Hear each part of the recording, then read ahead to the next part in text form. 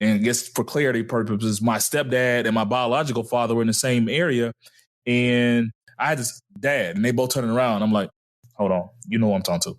Like, like that's Big Joker right there. You know what I mean? Because that's what he's done in my life. He gets the Big Joker card. Nothing against you. And because you only can do so much because I'm not in that household. You know, I'm in his household. He's with my mom. I'm with them 24/7. And he has blessed me.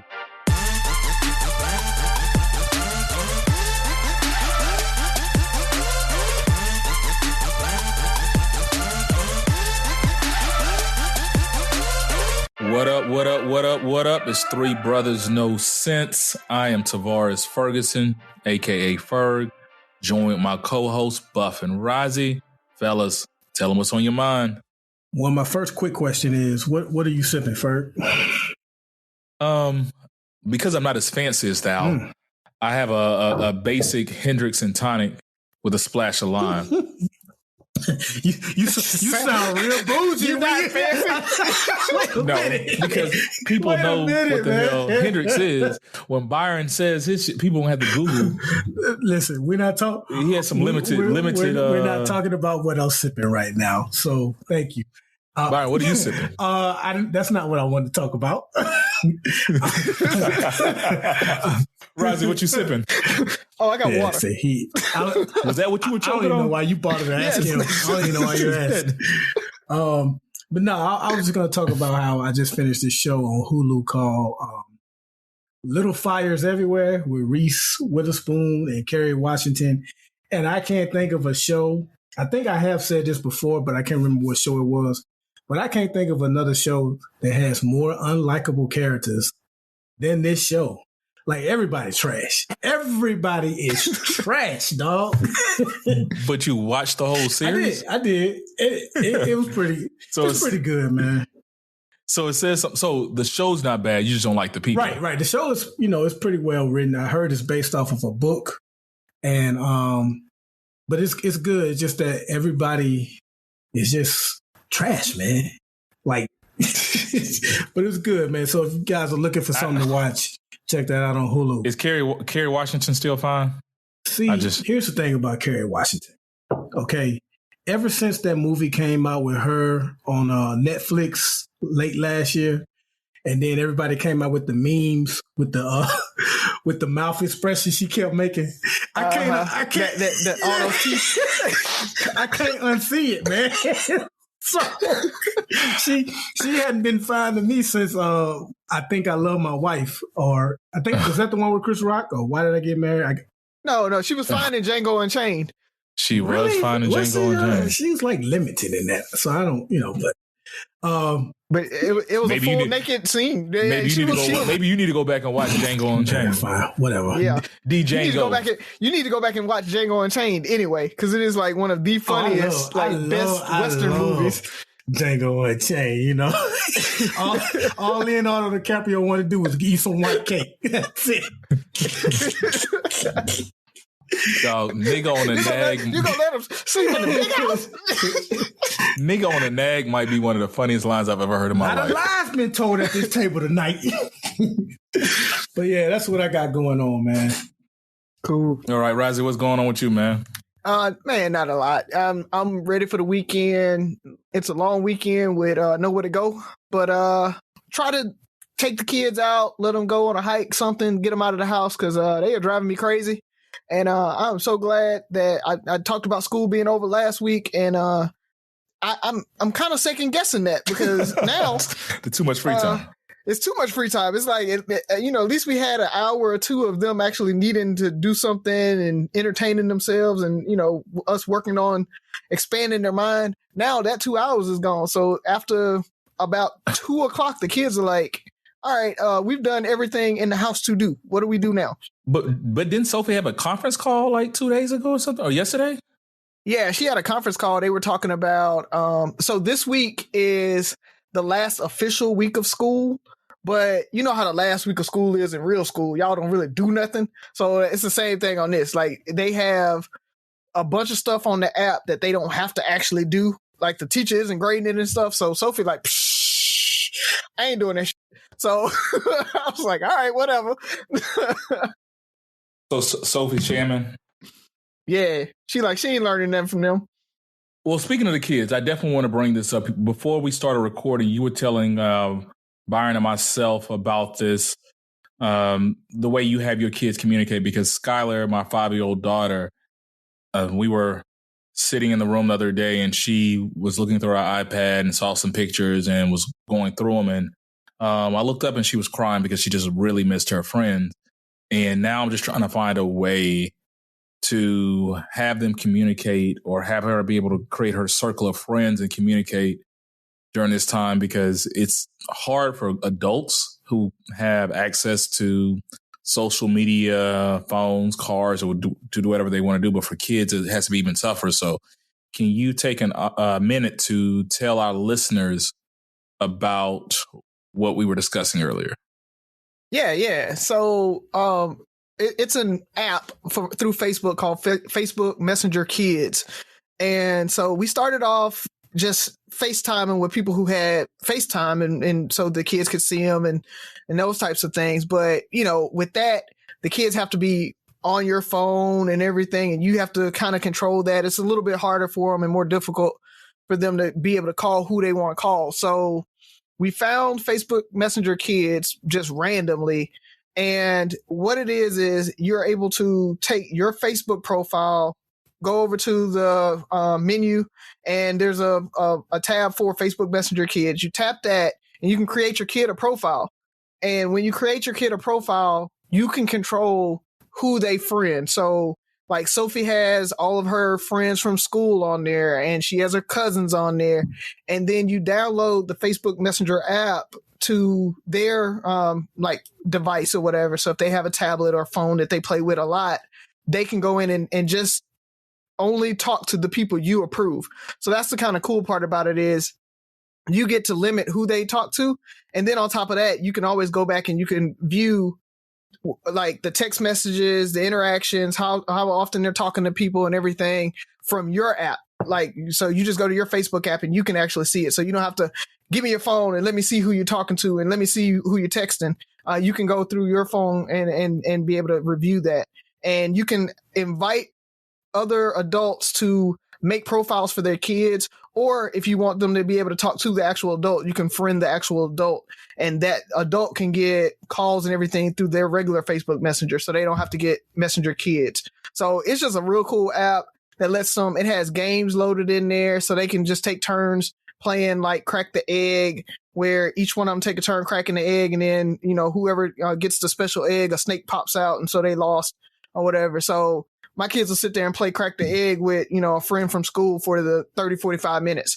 So it's a way for them to still be social a little bit and interact with their friends, even though they can't go and hang out with them. Bro, you be dropping jewels on this show. I mean, you be dropping some dope stuff on it. That's why I didn't like you in 11th grade, but you was a show off in Algebra 2 trigonometry, but it's all good. Actually, that was 10th grade. That was 10th grade, right? It was 10th grade, yeah. So I remember one time I had fell asleep in the class, and I can't remember who was teaching it, but she tried to catch me. Like I wasn't gonna be able to do whatever she had going on, and she woke me up and told me to go up to the board and figure it out. So I just walked up to the board. That's why I hated you, dog. Figured it out real quick, and then I went back and sat down and laid my head back down. Mother. F that mother, man. It's like I was asleep because I knew what you was talking about already, and it was boring. I was in there writing raps. That's back when I was trying to rap. I was in there writing my raps. Little Evil, the beginnings of it.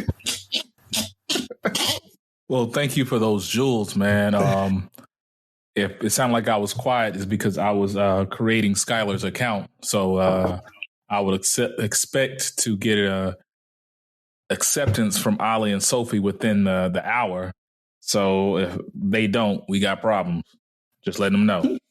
I just approved it, just like that, because it comes up on your Facebook notifications. I just you click approve, and now they connected. That pretty fast. Huh? Okay. Yeah. I was listening to the directions and I just knocked it out. So, but no, what's on my mind? First of all, Byron, what are you sipping on? Okay, here we go. All right, I'm sipping on Blanton's. Nobody's heard of that besides you. Okay, well, that's actually not true. It's a bourbon, and it's pretty limited. Like, it's hard to find. I'm not gonna lie, and it's like individually labeled. It's kind of pricey, but like if you're an Uncle Nearest fan, then it's right along that line, maybe slightly higher, depending on where you purchase it from. But it's very, very, very, very smooth. So I'm actually, when we go to commercial, I'm going to pour one more little smidgen of it because I'm getting kind of low. But yeah, it's good. And you're rich and it don't matter. No. You can drink as much as you want and go get some more. And listen, a good friend of ours purchased this for me. She had to look all over New Orleans, and she purchased it for us. So shout out to Allison Macarella. Thank you, because I am drinking this. So thank you. So you sip it on the rocks, or what? Well, I'm drinking it neat right now. I don't really, when it comes to like fine liquor, as you would say, I don't like to put a whole lot of extra stuff in it. You know, I like to try to enjoy it on its own, neat. But I do. I have to do at least a splash of lime or something, man. I need something. Can we just go to the top of the show when you said you were sipping something simple, and then when you described it, it sounded like some roaring 20s drink. Ferg got on a zoot suit. One of those cigars with the long ass extension. Oh man, hilarious! Hey! By the way, I want the listeners to realize they're picking on me. Everybody says we're picking on Razi. You see, it goes around. People say that a lot. Why do we don't pick on Razi? Like that's a myth. We don't pick on Razi. Razi sets himself up. It's just talking. How about you come up to the mic? See, that's how Byron says stuff, and he'll like lean away from the mic so that you can barely hear him when he know he lying. We don't pick on you. I don't think we do. Like Tabitha says we do, but I disagree. We don't. Nah, we just Jones on each other. I am not the jokester of the group, and so it might seem like I'm getting picked on because y'all might joke on me, and I don't joke back a lot. Mm-hmm. But that's just not my personality, and so. You know, now if Jen was here, that was her thing. Like she would like go back at it for you. So she was the one that joked on me. Yes, but Razi, you set yourself up though, dude. You can't just say we just decide to say certain things. You put yourself out there. I do. But you know what? I rather show reserve that for my joke because my joke is good this week. Get ready for it. Make that next drink. Make the next drink be the last one. Though we ain't gonna be able to do no show. Your brother feeling good over here, man. Yeah, but I don't have much to say besides 2020. Just thought that should be thrown out there. Agreed. Yeah, it's just because next is what, cicadas or aphids. Yeah, man, I saw that. I'm like, nigga, what the? and at one time I was looking forward to cicadas. Only reason because when Tabitha first moved up here, they were here, and they was like, okay, they won't be back for another 16 years. So I was like, wow, by then we'll probably be married, we'll have a kid, and all of that has happened. So I was looking forward to this year, but now 2020, 2 thumbs down. Them things are loud and annoying. Mm-hmm. It's just and they're big and they just lay there like they don't bite, they just land on you and like, yeah, I'm here, what's up? You know what I'm saying? And it's like they said 1.3 million per square acre or some shit like that. Like, yeah, it's something crazy. That's a lot of bugs.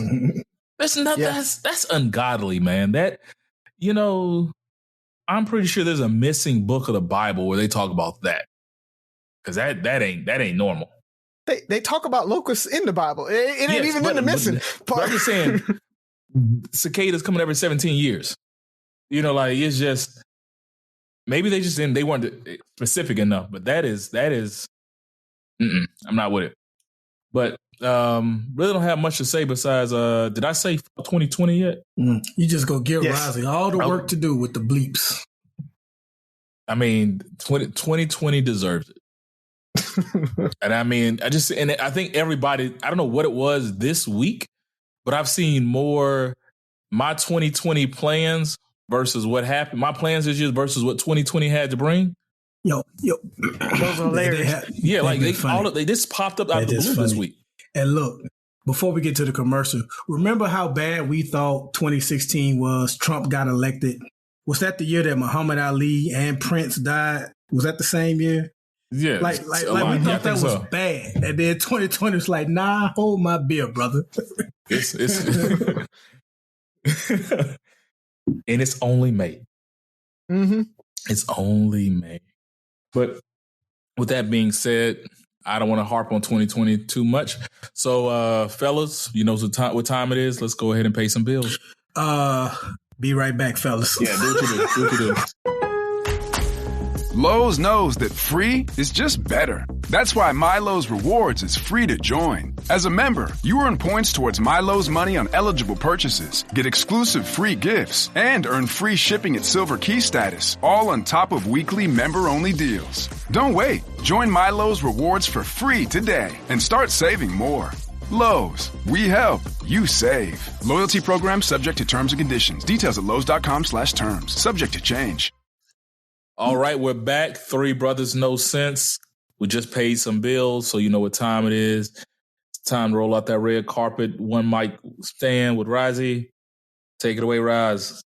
Cool. But before I get to my joke, I just want to let y'all know that this is going to be a real funny episode. Byron been drinking, and we know it's going to be a good episode because he ain't got no sleeves on. So you did not have to tell people that, man. if y'all ever go back to like our first about 10 episodes, like literally Jenica used to make a joke. Byron did not have sleeves on for the first 10 episodes of the show. So yeah, it's about to be a good episode today. It's almost like Carl ain't got no roof. Buff ain't got no sleeves.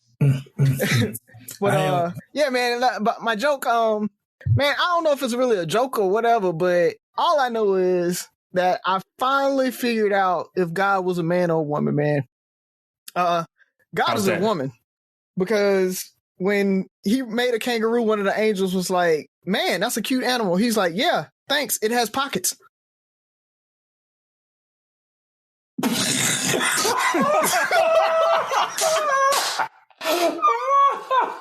fact that you said. Man, y'all know girls, you can't compliment a dress and it has pockets and they not say thanks, it has pockets. The lady's gonna get it. I'm telling you. Man, I tell you. And he set it up too. Hey, maybe Bird will laugh at that one. Yes. Yeah. Yes. Oh man. But you remember earlier when he said this was one? But we pick on him. All right. I'll bring another one in. How about this one? We finna go for two first. Okay. Yeah. All right. So why don't ants get sick? Because they have little antibodies. That's pretty. That's pretty good. You gotta give him that. That's pretty good. That's pretty good, though. It's pretty good, man. Come on, hey Razi, that one was pretty good, bro. Oh man, you're not gonna turn out. You're not gonna top running out of material. You're not gonna top that one, but that's a close second. All right, cool.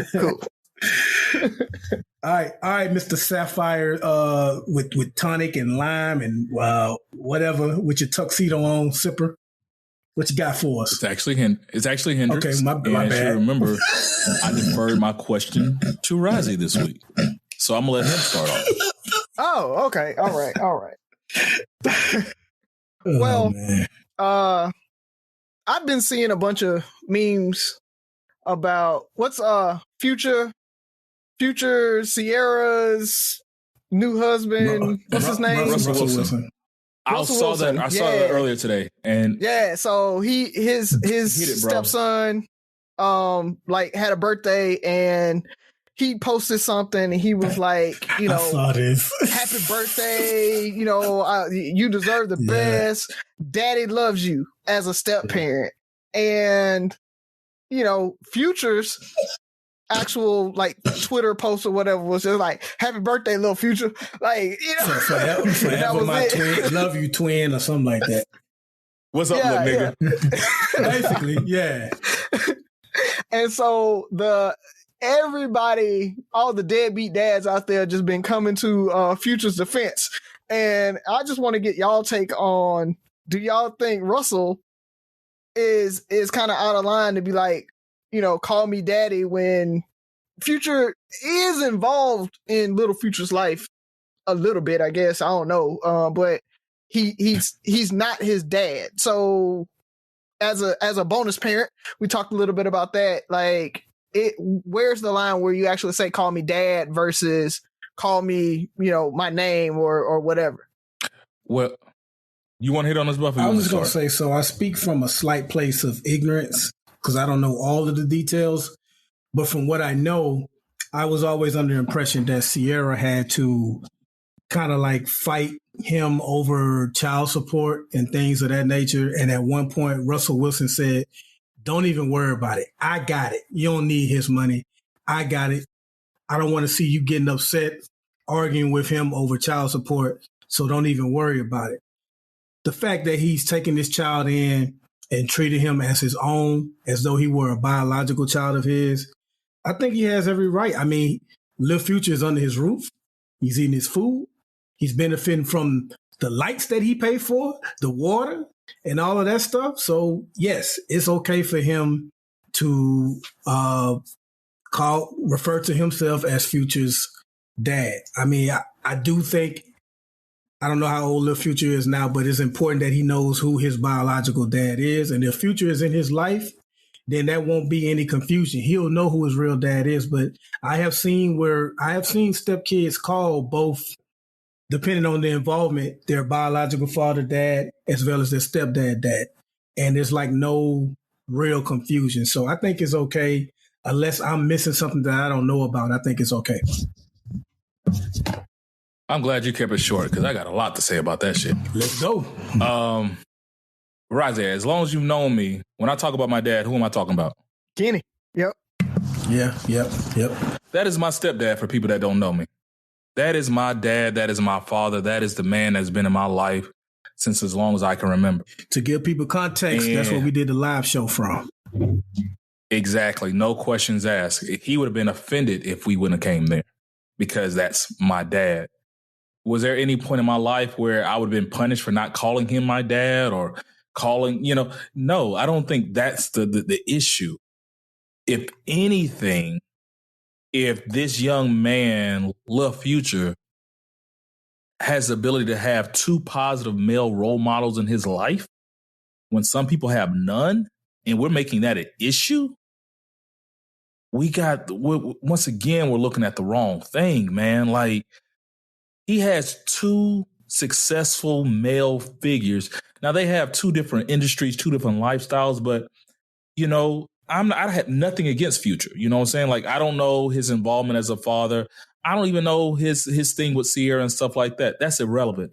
What I'm saying is if this young man can have two positive male role models in his life, then he's in a great spot. So for me, it's not about Future and Russell. It's about us. Once again, I try to make it go to big pictures, like us in the community. Like, why is this a thing?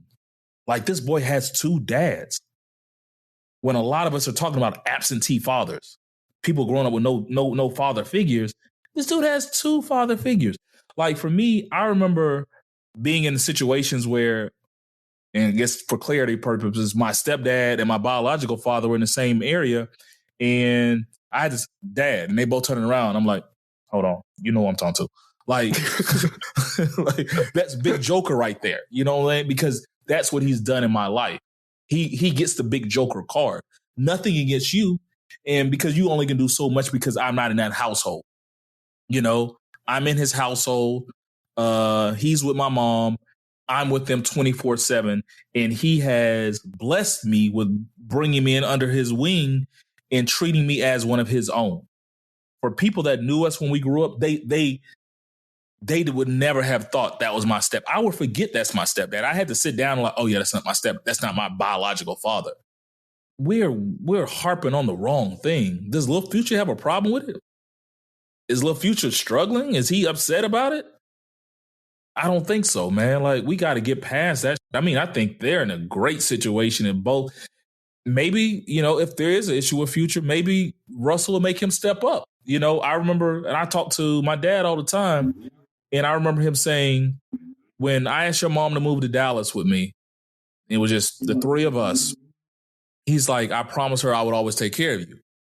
And he's like, as long as you're under my roof, you don't have to worry. You're one of mine. And so there's, you never have to worry about this other man paying you child support. You're my kid in my house. But if we get to the point we have to worry about his child support, then I failed as a man. Like, man, we need more of that. We talk about it takes a village. This is not the ideal situation, but this is, extended family. That's why I like when people start calling people my bonus kids, my bonus mother, my bonus father. This dude has a bonus, and his bonus is fucking Russell Wilson. What kind of bonus is that? We have kids that have deadbeat dad, and then the dude they mama with is a deadbeat too. So we're worried about a great situation. I think the issue is, so Razi brought up deadbeat dads taking up for Future, and I think that comes from, I believe Future has had an issue with how involved Russell Wilson is, to where he's like even tweeted like a handgun, a football, and like some, like it was like, like kind of like a subtle shot at Russell Wilson, and like that. But he don't know no better though. Yeah, exactly. So I think he don't know no better, because back to it last week, we were talking about that, like this culture we have. We think this man is trying to take your place. Mm-hmm. You worried about the wrong thing. Yeah. But my bad, dog. Like that. I know where you were going with that. I heard about that. So continue. Oh, so I'm torn on this one, truthfully.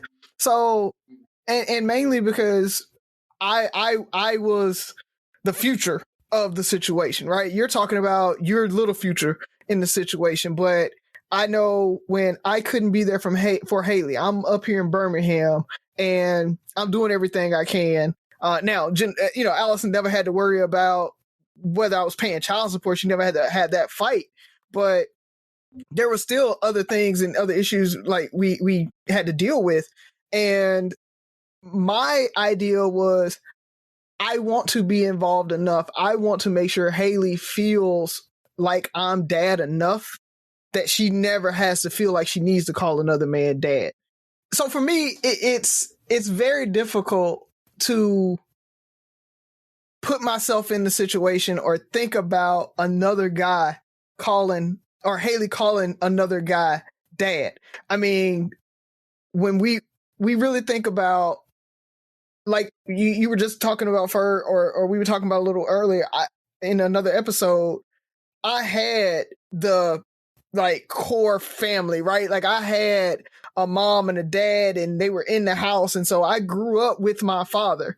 And so my idea of what dads do and how they take care, I felt bad that I couldn't be there to do that for Haley.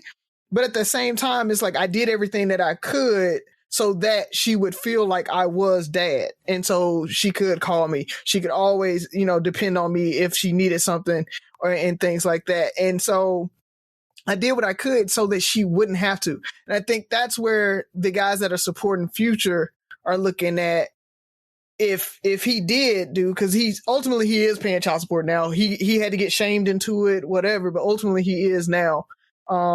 And I think a little bit of that got blown probably out of proportion because of the public eye with them.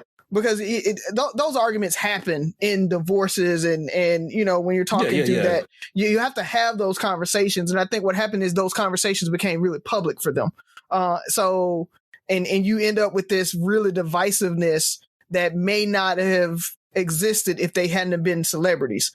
But I feel like Future is there. I mean, you see pictures of them, even if it's just every once in a while. But like you said, they live different lives. They're in different industries. Sierra has left. She has sole custody. She's with Russell right now. So it's I don't know, man. I feel like, I guess I feel like you can't have two dads. And maybe that's the thing because of the weight that I put on the word dad. Like, a father is a father. Like, Byron, could you imagine something happened and Jasmine calling somebody else dad? No. I don't like that at all. No. See, that's what I'm saying. So, but I get you. But what would it take for Jasmine to call somebody else dad?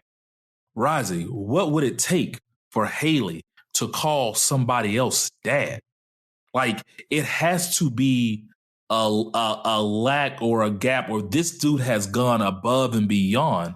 And nothing against my biological father. I love him to death. Part of the reason I moved to Houston is to create a stronger bond with him.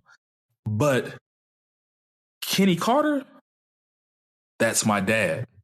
That's who raised me. That's who put in the blood, sweat, and tears to help mold me to be the person I am today.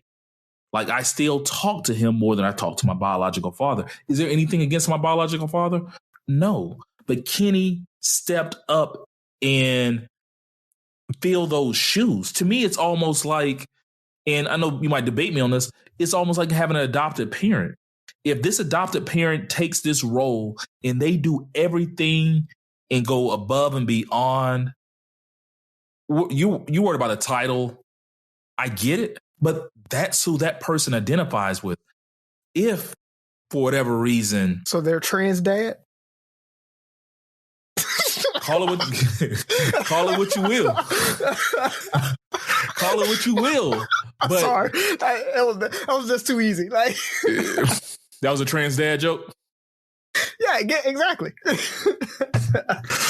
but not saying that it's like it's a contest. It's the fact that I think about knowing both of you guys and we were saying earlier, 25, almost 30 years, seeing you guys grow and knowing you guys as fathers. You know, it would take a hell of a lot for your kids to replace you or even put somebody else on that same level. You know, and if somebody else is on that same level, is it a knock on them? Is it a knock on you? Or are your kids truly blessed? Razi, Buff, myself included. If they got to a point where somebody else was able to get on my level with my kids, and I know how I feel about my kids and how you guys feel about your kids, guess who's winning in all this? It ain't about Razi or Byron or Ferg. It's about the kids. The future is set. If we handle it the right way, they handle it the right way. If he gets caught in like, don't call him dad, call me dad. Like, he shouldn't have to worry about that. Like, Kenny Carter dropped me off. I used to come to Houston for the summer when I lived in Dallas. He would drop me off to Houston every summer. He would make sure he'll come pick me up. He'll meet my dad, my real dad halfway. Like, he's like, this dude needs to be with his father too. He understood that. And I think that's also a part, like, as a father, as another black man, having that responsibility, not trying to, like, if Future's down. Now, I will say if Future's out there buying into, let's say Sierra's talking noise about Future or downing or whatever the case may be, and Future's allowing or buying into it, nah, you shouldn't be talking about another kid's father in front of him. Like, I will say this. I've never heard my dad say anything negative about my biological father. I've never seen him allow my mother to say anything bad about my biological father in front of me. Because, like, hey, that man still needs to know who his dad is, still love his dad, because once again, he had another kid outside of marriage as well. And he's like, I would never want anybody to do that to me.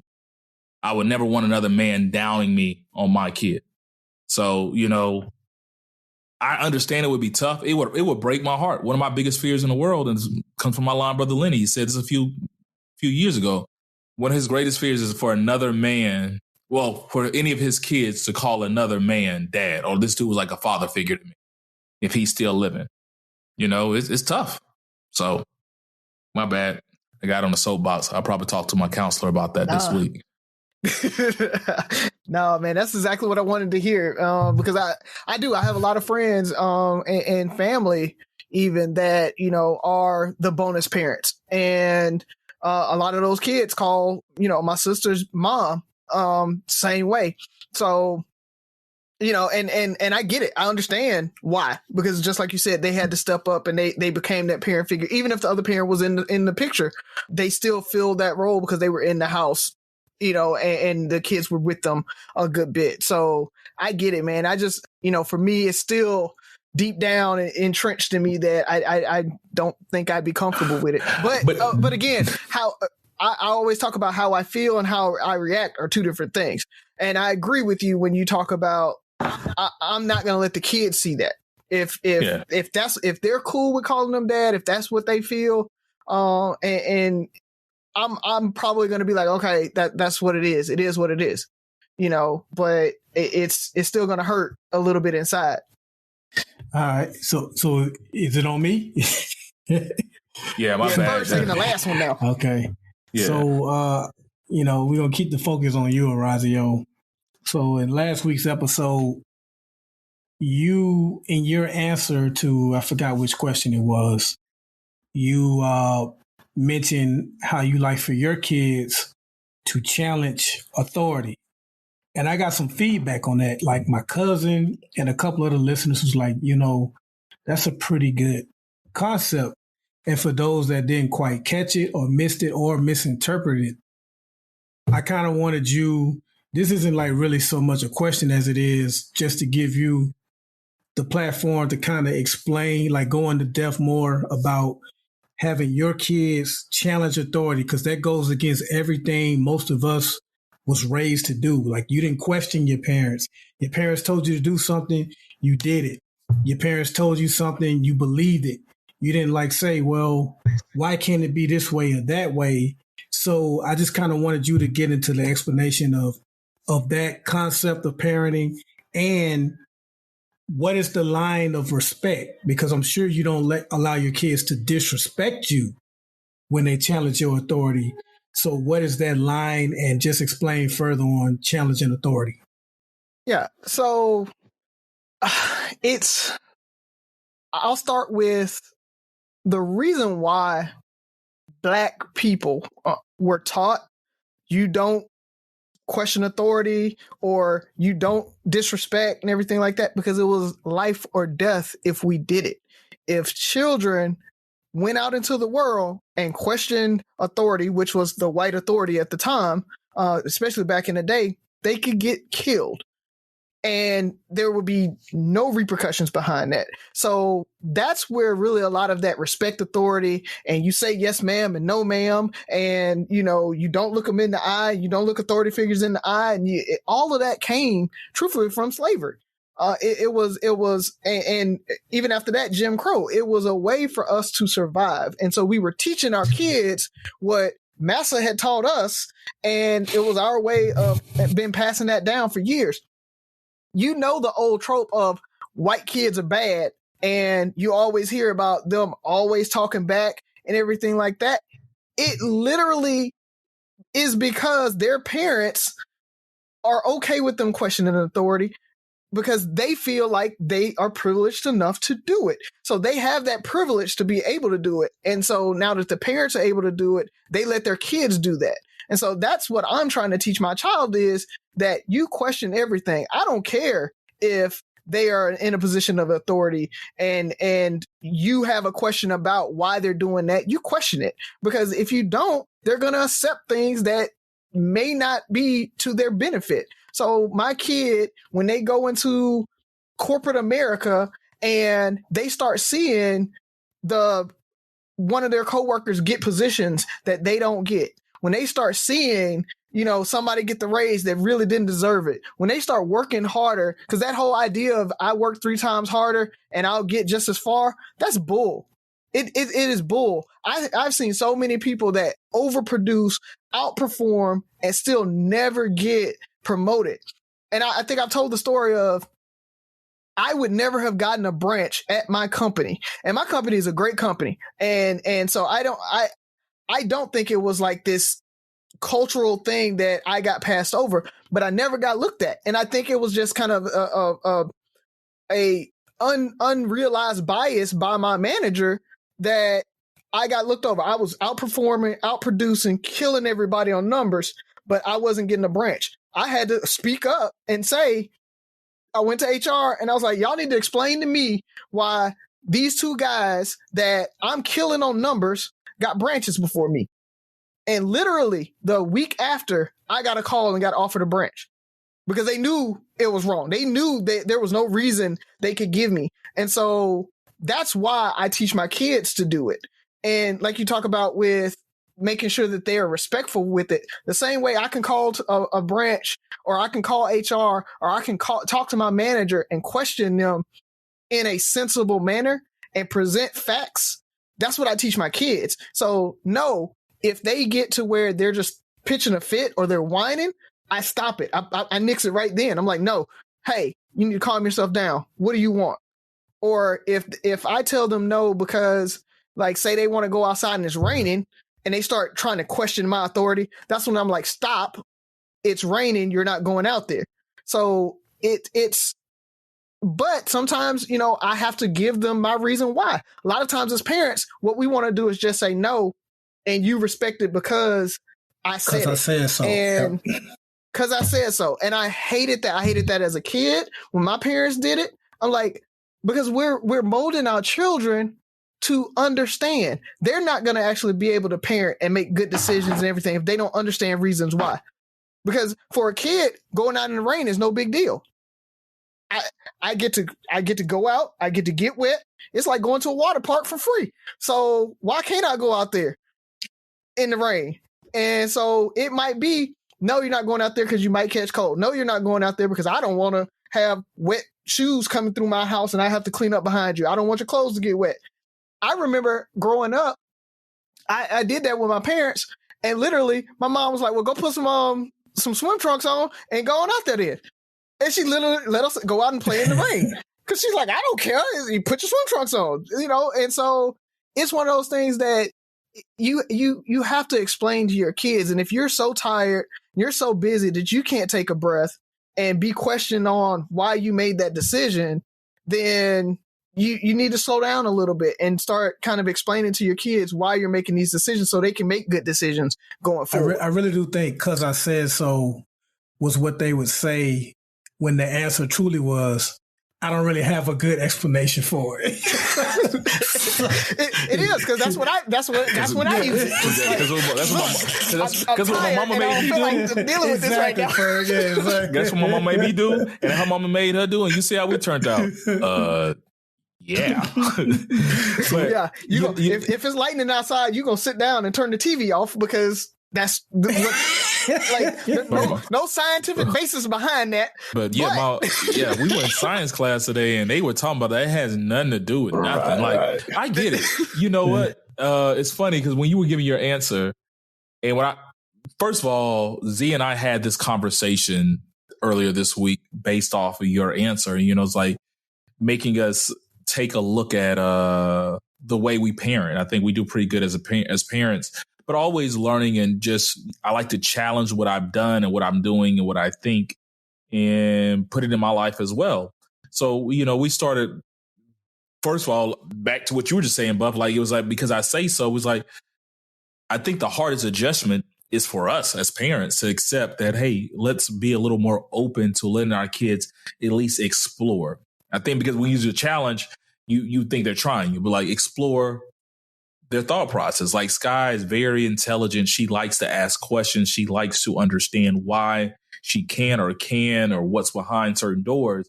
But slavery definitely is a part of it. When you mentioned it, I instantly went back to the show on Netflix, Black AF, and like damn near all the episodes was because, this too is because of slavery. So this too is because of slavery, but I don't think it's just because massa was going to kill people and all that thing. I think a lot of times in our community, we're always searching for power.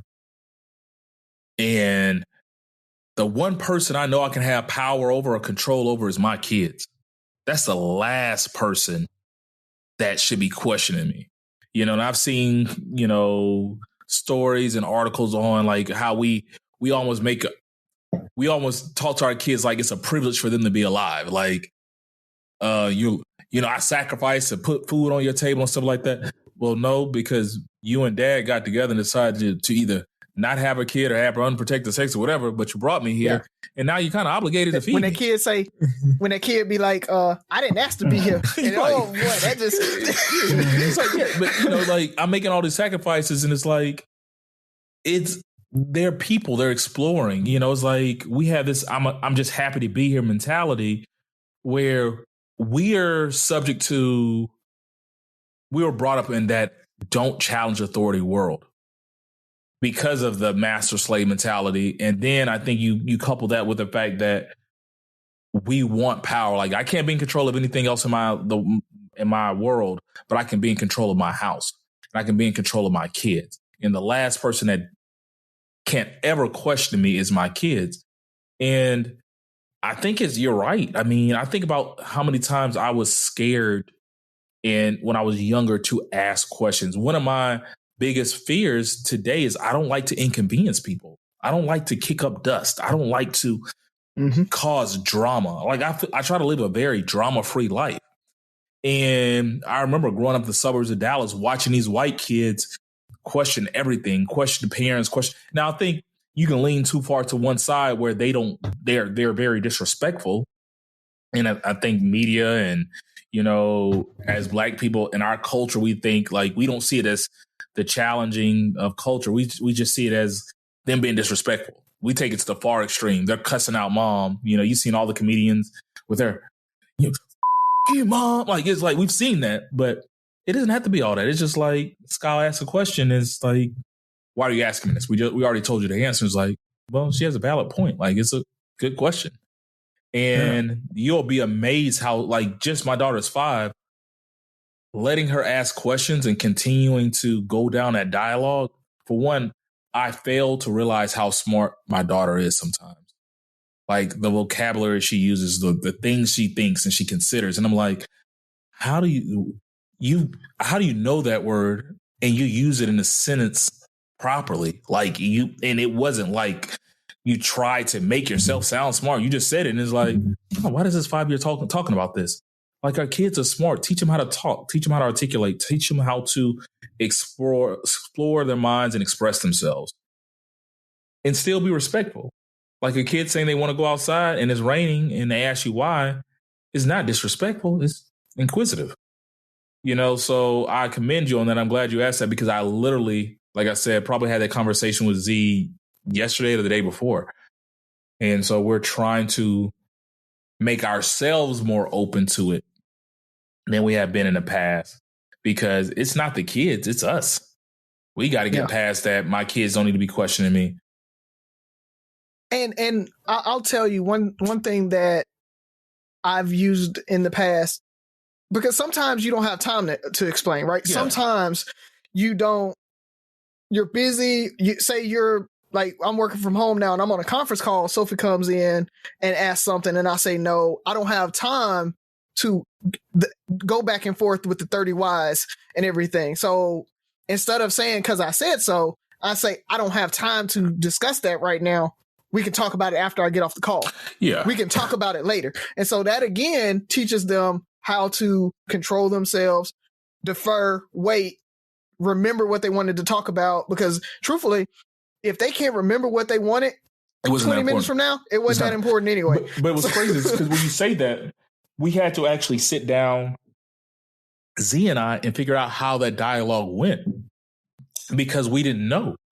Just an example was Sky want to do something. Like, she was playing yesterday with TJ, my son, and they were making a lot of noise, doing a lot of stuff. I'm up here working, and Z told him to stop. And Sky was just like, I'm having so much fun, And we had to, later on, we had that discussion like, hey, Sky, when mommy and daddy tell you something, what I need you to do is do it immediately to show that you're listening. And then if you have a question or you're really enjoying yourself or you really want to understand then you ask your question. Don't ask your question while you're still doing it, because I'm not mature enough to get past that issue that you're not listening to me. I need you to listen, and then we can talk, and then we'll make a decision.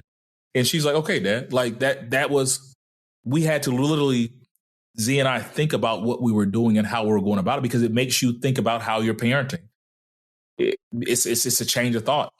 So I feel like that was well explained, and it just kind of cleared up any type of confusion anybody may have had, that, you know, you can allow your kids to question you, but be respectful with it. So like how you said, like how some kids would be like, you know, F you this and F you that, mom, and, you know, slamming doors in my house, like that's not gonna happen.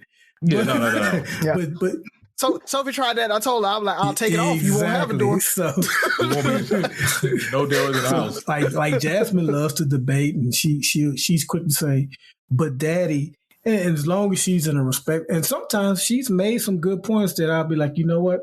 Okay, fine, you can do that. And so I just thought that was an interesting concept, and I feel like for the most part, we were already applying it in our parenting skills, but we didn't really kind of acknowledge it that, hey, we allow our child to challenge authority. And I think it's a good way, because if your only reason for doing something is because that's how I was raised or that's how it was always done, then usually that's not a great reason, because a lot of things were always done and we realized they were wrong. So it's got to be more than that, man. So I appreciate you expounding upon that, and Ferg kind of jumping in on it as well, man. So, all right, Ferg, you got like 3 minutes. No, You know, I didn't even think I was gonna have a question. It was funny is, I know how you guys feel, because I literally was gonna talk about both your questions today. That's why I was so deep. Like, damn, these niggas took both my questions. Yeah, for the last episode, it was, man, that voicemail made me cry. And I like what Razi said about challenging authority. Those are like the two main points, man. Nice, yeah, so nice. like my those were literally my two questions, and that's why I had a lot to say. Now I'm trying to think about what else is going on in the world that I want to talk about. Is Jordan better than LeBron? No, I'm just playing. Oh, well, yeah, look, yeah, you can take all that out, but like, let's go. So, fellas, for me, it's not really that deep. I'm pretty sure both of you guys have watched Last Dance, the Chicago Bulls, yep. The documentary, basically a Michael Jordan documentary. And if there was ever a time where, you know, the LeBron haters and everybody were coming out, it's now, you know. How do you feel about people talking about, like, putting down one to glorify the other? Because I think we do that so much when we do comparisons, is they have to put down one person to glorify the other. And I person. was hoping once we... And your thoughts on the documentary, what stood out? I was hoping once we lost Kobe at the beginning of the year, because remember, for a long time it was Kobe, LeBron.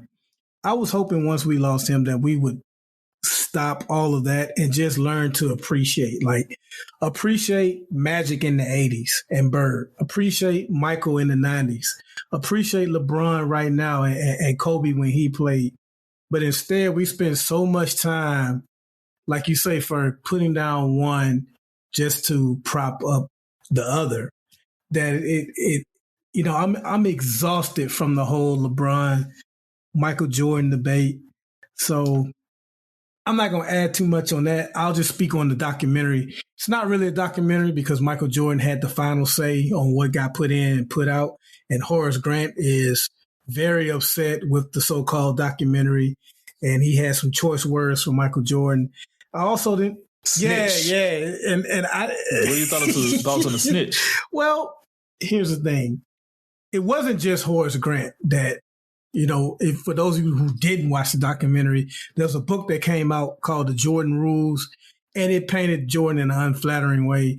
And the author of the book, you know, among the people he credited Horace Grant.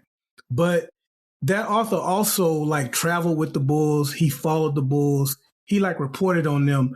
So a lot of the information he got on his own. So Horace Grant didn't give up all of that stuff. He clearly spoke to other players as well, but the documentary makes it seem like Horace Grant was the quote snitch. And Horace Grant shot back and said, on episode 1, you said your rookie year, you came into the locker room and players were smoking weed and drinking alcohol. So you're the snitch. So it's a lot of back and forth, but here's what I'll say. I enjoy the documentary. We don't have any live sports right now. So that was the closest thing to live sports we had. You're talking about a guy and myself that rooted against Michael Jordan every game simply because my mom rooted for him. And I just wanted to go against her. But I always acknowledged that he was great. I just wanted to see other people win. I wanted to see Patrick Ewing win, Charles Barkley, Sean Kemp. Jordan always won. So in my personal book, not trying to start an argument with you LeBron James fans or Kobe fans. In my book, Michael Jordan is the greatest. He has the numbers and the championships. I don't think you should just count championships because if you did, that would be Bill Russell. I don't think you should just count numbers because if you did, that would be Kareem Abdul-Jabbar, Karl Malone. To me, Jordan has both. LeBron will always have to explain that 2011 finals against the Dallas Mavericks when he let lesser players talk trash to him. You saw in the Michael Jordan documentary when players talk trash to him, what he did with them. Matter of fact, sometimes players didn't even talk trash to Michael Jordan. He manufactured that they were talking trash to him just to motivate himself so he can kill him. So for J.J. Barea to talk trash to LeBron and he took it and played like trash in those 2011 finals, that's something Kobe wouldn't have allowed. That's something Michael wouldn't have allowed Larry Bird, Magic Johnson. Not putting down LeBron, he is an all-time great. It's just when you're talking about all-time greats, you're splitting hairs. And one of those hairs is, Jordan has 6, LeBron has 3. Jordan wouldn't allow someone on the caliber of J.J. Barea or Sean Marion to talk trash to him and not do anything about it. So that's who I got. He is a jerk. We already knew that. Most of us knew that before the documentary. The documentary confirmed that. And he's the greatest shoe salesman of all time. I'll say it depends on what you mean by putting the other player down. Talking about LeBron's weaknesses isn't putting him down. And so when people are saying, Mike, just like you just did, LeBron let other players talk crap about, him and he didn't actually go off on him. And, that I saw a story where Shaq saw somebody and was like, when I see him on the court, I'm going to slap the fire out of him. And literally when he got on the court, he went up to her, wow. So, that's what I'm talking about. Like, it's not putting him down to say he didn't have that dog in him. Like, he just didn't. I mean, he's a great basketball player. He's a great person. Yes. But when you talk about all around person, like activism, everything like that, LeBron takes it over Michael for me. But when you talk about greatest of all time basketball player, Michael has it, period, because he had that dog in him. He made a team better. Like whenever he went to a team, they got better. Mike was only on one team that had some of the best all-star cast and the best coaching of all time. No, you're talking about like the 95 team. You got to look, what was it, the 89, 90 team when he got there? LeBron did the same thing with Cleveland and every team he's been on. Like, I think that's what we forget. No, he did it with Cleveland. He didn't do that with Miami. Yeah. He didn't do that with LA. Yeah. Like LA was like these teams were LA's elite teams. Yeah. Who was continue? My bad. I'm gonna come back to that. Yeah. You come back to it, but no, he didn't force them to get better. He didn't have that drive. And Michael even said he's like, I'm a jerk because I don't take anything less than the best. He's like, I'm a jerk because I'm going to talk trash to you and I'm going to make you feel bad about being crappy and you're going to get better or you're going to leave. That's the only choice you got. He was a bully. Jordan was a bully. Definitely was. I mean, when you're the best there is. but no. You get a little leeway. But no, that's not necessarily true because we've never seen another. There was a best there is before Jordan. Like Jordan is a rare person. We want to compare everybody to Jordan and all that stuff. And to me, Jordan still is the GOAT. I'm not going to take that away from him. But when people start talking about LeBron's weaknesses, it's wanting somebody to be somebody else. Like LeBron would never be the type player that Jordan was because they play different. You know, you just said LeBron off the court is just like this great guy. That's the reason LeBron's not a bully on the court. That's how he's wired. He's a great guy. He's not a bully. The way we compliment LeBron for being great and, you know, as a civic leader and all that stuff, that's Jordan's downfall because he was an asshole. He didn't care. He makes it seem like, or his persona makes it seem like he didn't care about anybody else but Jordan because that's who he was. That's how he was wired. You know, Jordan's the GOAT. LeBron, maybe his personal bias, I think is a strong number two. You know, you can throw that at Kobe, anybody. We're splitting hairs there. But the thing about it is, like, you never hear anybody call Jordan trash. Mm-hmm. You hear people call LeBron trash. Yeah, that's just ridiculous. Like you know, like you can't even discuss basketball with people like that. You think about his weaknesses. It's like, you know, when you talk about Trump, that's just stupid. Yeah. You know, it's like LeBron can survive in the 90s. LeBron's a freaking freight train. Like, you adapt to your situation. If that would have been the world today, LeBron would play that way today. Yeah, he would have just been on the Pistons. I always say, what would Jordan look like playing with that Cleveland team, that Lakers team last year, in Miami? Does he go 6 for 6? Do you think LeBron would have more than 3 rings with that great Chicago team? What? Like, that first 3P team wasn't that great. It was good, but it wasn't great. So you're saying organizations win championships? That's what you're saying? No. I'm just saying. What I'm saying is, Michael would take offense to that. Nah, you got the GOAT and arguably the second best number 2 ever. Like, Pippen is to me, not the second best. He is the best number 2 ever. So you got the GOAT and you pair him with the best number 2 ever. Not like, you know, like, to me, LeBron with D Wade and Bosh. D Wade was good at, you know, kind of complimenting what LeBron was doing in Miami. D Wade was not a number 2 guy. He just could play that number 2 role. Pippen was the best number 2 ever. Like, that's what he goes down in history. Like, he is the best. If you go down in history, if you had to pick up a second player, a second number 2 person, you know, who you picking? You picking Pippen every day. You know, short Shaq and Kobe, neither one was number 2. They complimented each other well. Mm-hmm. Pippen let him do what he did. And Pippen was still getting numbers. And I'm not taking away from Jordan. That first team was great. I mean, that first championship was tough. But at the same time, people want to say, you know, like, Jordan had one of the best coaches ever, one of the best, you know, duos ever, when duos were the thing. Now it's, you know, you got to have a big 3 or a big 4 now. You know, like, the game has changed. Could Jordan, Pippen, like, people, that was what I loved a few years ago was people were talking about, could that Bulls team have beat that Warriors team?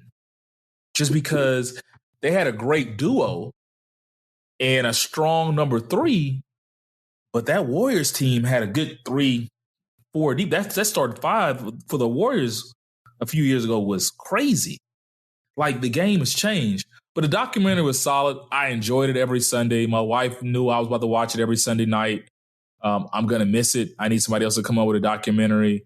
Jordan, to me, is the GOAT. LeBron, still one of the best players, most entertaining to watch ever. He just did it differently. He'll never have that killer instinct. That's just not him. But the dude is a freaking freight train. I feel like he can play any position. He can play in any time period. And, you know, give that man his props. Like, people people make scenarios like, well, he wouldn't have lasted like in the 90s. Yeah, that's BS. That's what I'm saying. Like, BS. to me, that's what I'm saying. Like, people always find ways, but you don't hear, like, people hated on Jordan just because they wanted to see him lose, but they didn't have any weaknesses. Like, they can't find any weaknesses, you know, or they wouldn't. You can't really talk about any of Jordan's weaknesses. But my only gripe with the documentary is they left out the whole Craig Hodges story. I would have, and I understand. I get, Jordan had the final say so, and that is probably something he didn't want to talk about. But I would have loved to have seen that, discussed. What about Scotty? And they downplayed his gambling. Yeah, they made like problem. He didn't go like one mention of it when he played golf with the dude with Jerry Curl. When he went to the casino, like the night of the finals, like between one of the games. The rumor is it wasn't a bad pizza that he ate for the so-called flu game. He was drinking that hen dog. That's the rumor. I can't confirm or deny. You know what I'm saying? I ain't no journalist. But the rumor is he was on that hen dog. But you know what? That's crazy. That's a different day and age. Like, them people were drinking, smoking cigars like mid-season. Mm-hmm. Like, this dude was smoking a cigar, getting ready for like Game 6. You know, like, yeah, man. It's a different day and age, man. And I kind of felt sorry for Pippen. I wanted him to have more of a starring role. Like, he is the unsung hero of all. They kind of made him look truly bad, respect that dude. But let me ask y'all this: what was the best part? Because my favorite part was Jordan having to fly to, I think, Vegas to get Rodman. Who was in the room with Carmen Electra? Carmen Electra, yeah. And she was like, she was hiding. Yeah, man. Like, hey, dog, I need you to come back. Like, Rodman was off the hook, man. Yeah, that dude. Rodman lived his life, Rodman man. made the series. Like, this dude, like, we in the playoffs? Yeah. I'm going to need a day off. I'm going to go wrestle. Yeah. Things like Will Dennis. He went Hollywood Hulk Hogan. That was crazy, man. Man, that's me, though. That's all I got. But he still gave you 20 rebounds the next game. You know what I mean? Yeah, that dude was balling. But nah, it was funny. So, fellas, let's close them on out. What do you have for us? For me, for all the anime fans out there, I just got put onto a new anime called Rise of the Shield Hero. So right now, anime is real, real slow because of COVID, especially in China and Japan and everything. So a lot of shows are taking hiatuses. So this one, if you're looking for a new show, man, go check it out. It's pretty awesome. I put it top 5 for animes that's out right now. So go check it out. I really want to ask you, why is the anime slow due to COVID, but I'm just going to. The animators can't go to work. Quarantine. So So all the animation studios and everything, they just can't work right now. All right. I just want to thank everybody for reaching out to me the last couple of weeks in losing my mother, and you guys have been checking on me, and I really, really appreciate that. And also, I just noticed, man, because I went to like Target and Home Depot today. Just not that we've ran out of hand sanitizer or bleach wipes, but I kind of want to re-up before we do. And it's just crazy now. If you find hand sanitizer at a store, it's like winning a scratch off. Like, if you find bleach wipes, it's like hitting the jackpot. Like, finding these items is like winning the lottery right now, man. I think it's hand sanitizer, and then there's levels to it too, because it's like some bootleg hand sanitizers out there now. But if you find find Purell, then that's like finding the scratch. That's like hitting the scratch 5. If you find some bleach wipes, that's the jackpot with the Powerball, man. So if you guys know who got stock of those items, please let us know, because Target, Home Depot, the grocery stores, they're out. All I find is like bootleg hand sanitizers right now. So let us know. Well, I will advise placing an order, like if you're going to do it like online, Amazon and all that stuff, because I deal with that daily. I just tell people, just get in a queue. Like, you got to do it ahead of time, right? Yeah. Yeah. I mean, but you it might say you might not get any it's mid to late May now. 2 months ago, people were seeing, if you place order for Clorox wipes today, you won't get them until mid-May. you would have got them. Like, you still need them. So don't always think that if you can't get it now, it's not a good time to just buy it and get in queue, even if you won't get it for a month or 2 months. From what I see, this isn't going anywhere. Get in queue. I do this for a living. I sell sanitizer and soaps and stuff like that and hand hygiene products to different facilities. And the same thing I tell my customers, the same thing I tell everybody else. Just get in the queue, man. Like, you know you're going to need it in June. You know you're going to need it in July. So go ahead, see where you can find it. Like, if you go to Target, whatever the case may be. But if you can order it on Amazon and say it's going to be 2 months, order it on Amazon and just wait your 2 months and still look while you can. So, but man, I enjoyed the show today, fellas. It's been a good week. Just wanted to thank you guys for, once again, just being yourselves, being so strong. And I'm getting ready for a 4-day weekend, so I'm not going to hold us up any longer. 3 Brothers No Sense. You know where to find us. Anybody want to take it? No, not at all. I'm not attempting that at all. Listen, like, share, subscribe, live comment. live like love. LLC. That's just terrible, man. Dude, we've been doing this. Was episode 41, and y'all still can't do it? I know it's like listen, like, share, comment, subscribe, listen again, and listen again. Yeah, you know, teamwork. Yeah, there you go. You heard it. See you next week.